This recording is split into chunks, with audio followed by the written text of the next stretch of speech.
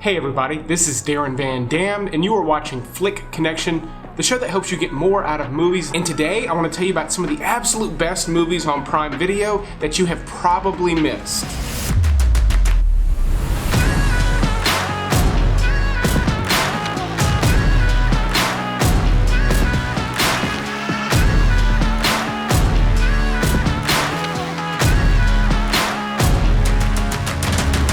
So these are going to be 10 lesser known movies that are absolutely fantastic. There's a mixed bag. We're not going with one genre like usual in this video.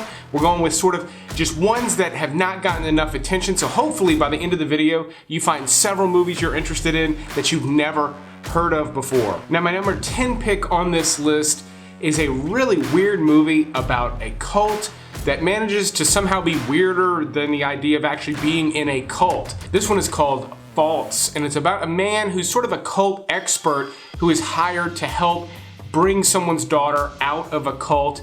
They end up spending most of the movie in a motel room together in a really weird way. It's sort of like trying to detox or break her of being in this cult. She's resisting, and it's sort of this weird thing where it's almost like a metaphor for addiction at times. And it's got a very, very bizarre tone to it, a tone that you will pick up on at the very beginning. This director went on to do The Art of Self-Defense, which you can currently check out on Hulu. I liked that movie even more than this one, but False is a very interesting pick, but it is very odd. If that piques your interest, this may be a very good pick for you. If you don't like the way I'm talking about it, this is one to maybe stay away from because it is that odd. You know, the lads had this ridiculous idea that... Yeah, it was me. Making me very nervous, Richard. Well, you should be. If I were you, I'd get in that car and I'd get out of here, man. Because I'm gonna hit you all. Now, not everything on this list has a dark edge to it, but this next pick is easily the darkest one on the list. It's also one of the most sad, but it's very, very well done. It's called Dead Man's Shoes.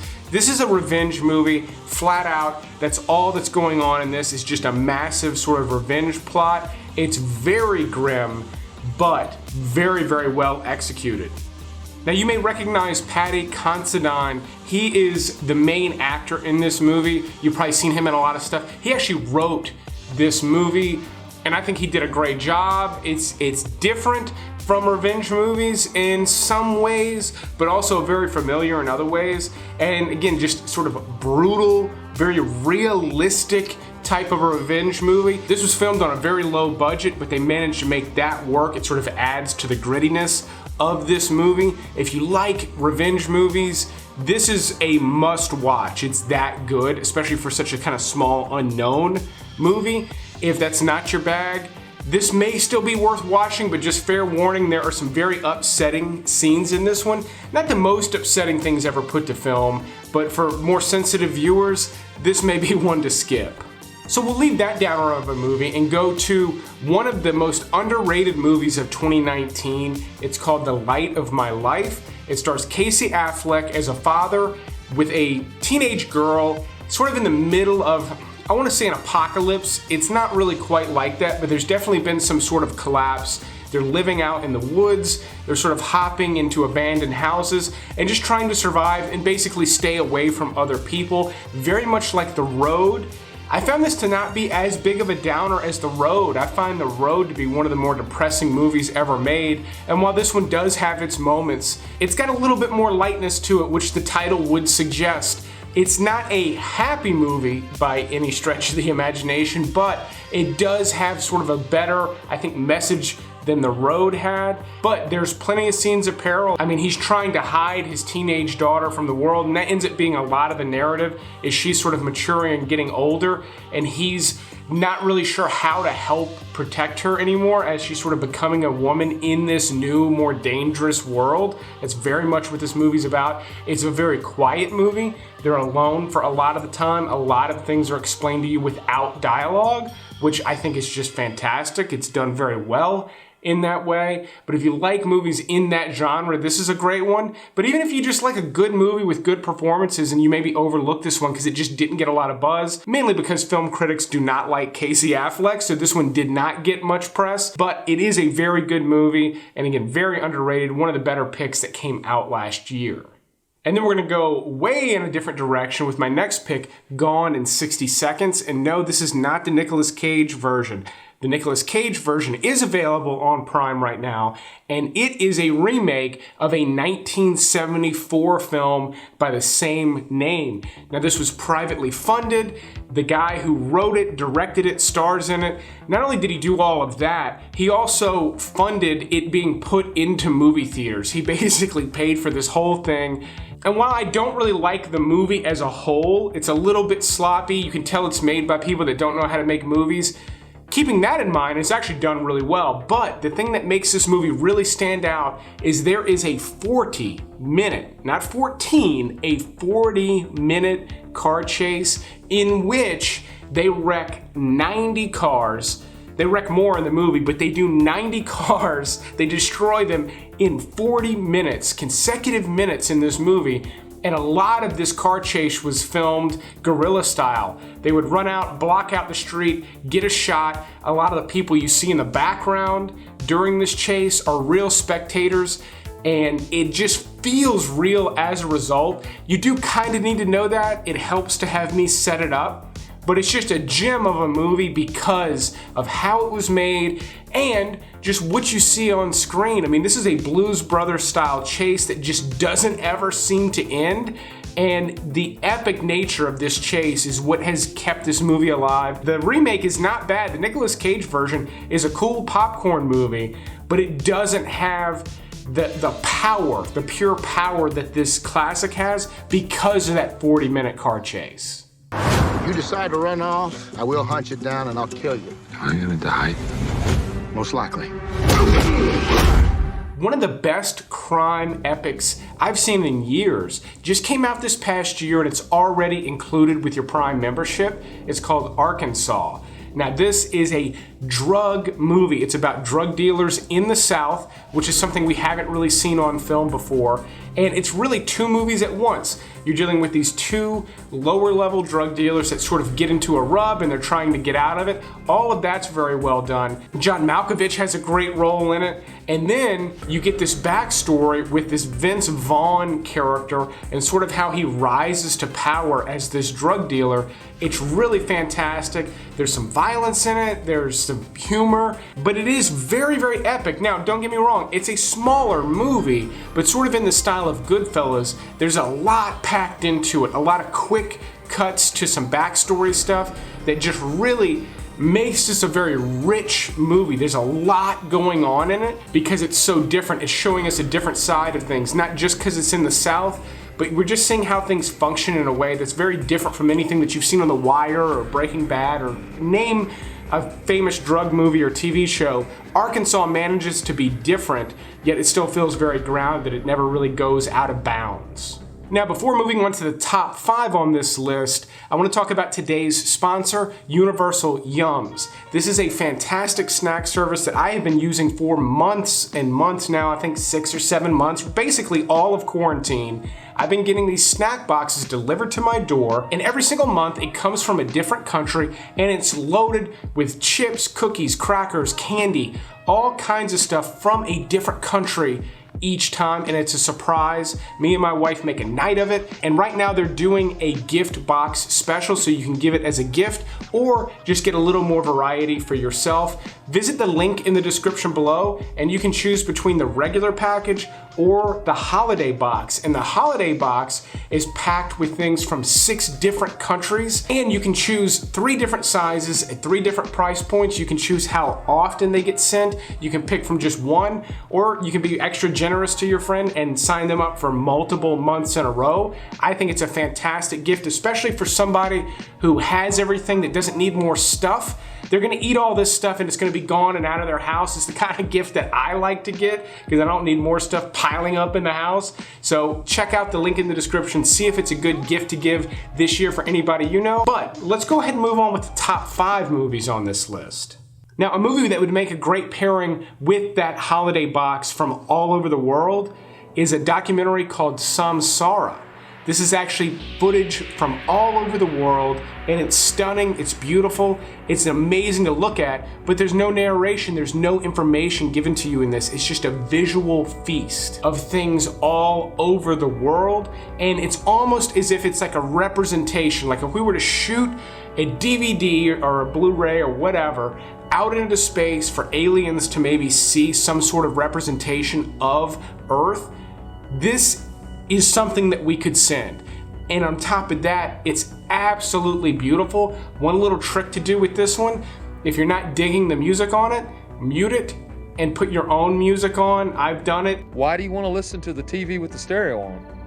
Because I like to party. If you like it, I would recommend checking out another movie on Prime called Baraka. I think that's how you say it. It's done by the same creators, same concept. I happen to think the other is better than Baraka, but still just a fantastic documentary with a lot of amazing visuals from around the world.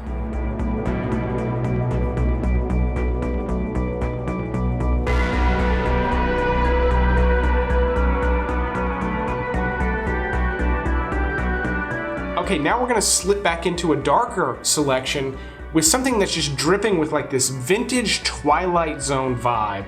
It's called The Machinist. Now this movie was famous because Christian Bale went down from about 170 pounds to 110 pounds for this movie. Now 60 pounds may not sound like a lot to you, but for somebody the size of Christian Bale to get down to 110 pounds, it is haunting looking. But that's not computer enhanced. That is what Christian Bale's body looks like in this movie. It's horrifying, and the movie is really about why. Now, not in a way that like, oh, he's anorexic. Why is he anorexic? No, he's just not eating. He's not keeping weight on. He doesn't really understand why. And the movie is a mystery that slowly evolves and reveals itself almost in a way where you don't even realize you're watching a mystery for the first portion of the movie.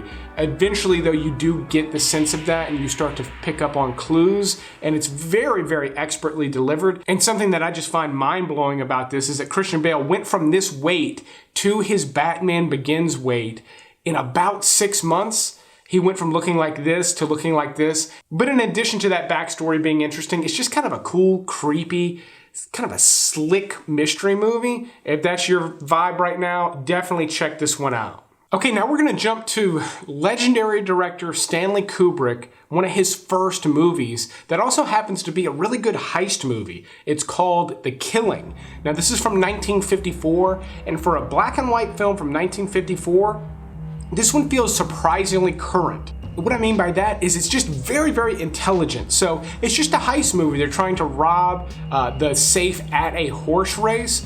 But the way that this movie sort of sets itself up fairly slowly, you do have to be patient for the first half of this movie, but it sets everything up for the heist and then sort of breaks it all down during the heist. It's very, very intelligently put together, way ahead of its time, and it's not done in a way that's too smart, that's hard to follow. Stanley Kubrick was a master mathematician, and you can see that in this movie, how it's very structured, yet it all works together. It's almost like a puzzle that you're watching being put together in front of you. I love it. Anybody that loves heist movies needs to check this one out because it went on to influence a ton of other films. If I've interested you at all with that description, make this one that you watch fairly soon. Be in the right mood for it. Be in the mood to watch something from 1954, but with the right mindset, this movie is absolutely amazing.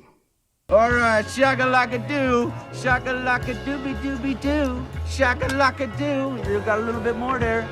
Coming in there, baby. Shaka-laka-doo, baby. I'm almost lighting it, baby. I'm gonna light the cigarette, old-timer. What are you gonna do? And then we're gonna jump from one legendary director to another, Paul Thomas Anderson, in his absolutely first feature film, Hard 8. Now this one is what set him up to go forth and do Boogie Nights and then create this amazing career with some of the best movies ever made. But Hard 8 is a fantastic film that takes place in Reno, Nevada. It's about sort of a grifter that takes this kid under his wing and teaches him how to sort of gamble and live off of the casinos. That part is very, very interesting. John C. Reilly is in it. It's one of his more serious roles. He's sort of recruited and taken under the wing of this guy who's just sort of a career gambler that knows how to grift the system. And then, I don't want to say chaos ensues, but they get tied up with a prostitute played by Gwyneth Paltrow, and Samuel L. Jackson plays a really good bad guy in it, and it just gets sort of mangled and twisted and gets much darker than you would expect, but not overly so. This is just a good drama movie that sort of takes place in this world that we don't see that often. I mean, we see plenty of movies in casinos, but to see these guys that are just sort of living off of the casinos, I find that to be really interesting. And then, of course, you just get these amazing performances from these top-tier actors delivering this really dramatic story. It's very, very good. It's the type of movie I love to recommend because I know a lot of people have missed it and they will love it once they watch it. And then my number one pick is probably the most known movie on this list, but it's been largely forgotten about, so I feel like it qualifies to be on a Hidden Gems list like this one, and that is The Insider. Now, this is directed by Michael Mann, who, speaking of heist movies, directed the greatest heist movie ever made, Heat. This was done not too long after. It also stars Al Pacino and Russell Crowe in what I think is one of his better performances. And this is a true story of a guy who was a whistleblower for the cigarette companies, and the fact that the cigarette companies know that they've engineered cigarettes to be a delivery device for nicotine, which is the addictive compound in cigarettes. But it's about the legal battle and him blowing the whistle and how all of that came out and the threats that he received, and again, the legal battle. It sounds incredibly dry, but Michael Mann directed this in a really beautiful way with an amazing soundtrack, amazing performances. It's really tense at times. This was actually nominated for Best Picture and a bunch of other Academy Awards. It did not win many, and I feel like time has forgotten about this movie, but it's shot so beautifully. Michael Mann just really captures amazing footage on film, and because of that, it holds up today. It's a fantastic movie. If it's been a while since you've seen something good, again, because of the quarantine, this is a fantastic movie to pick. Even if you saw it years back, you probably forgot how good this movie actually is. I cannot recommend it enough. It's not quite in the vein of the type of stuff I normally recommend. It's a little bit more down the line of kind of a standard drama. But again, with it being so well done, it's a hard one to miss. Cannot recommend it or really any of these enough, but we need to wrap this one up. So let me know in the comments below what you plan on watching, and also help me thank the Patreon supporters. They're literally helping me keep the lights on. There's a link in the description below where you can become a Patreon supporter, or you can become a channel member and support the channel that way and get access to exclusive videos for members only. But I will keep making videos like this one as long as you keep watching them. Thanks for watching this one, and you will see me on the next one.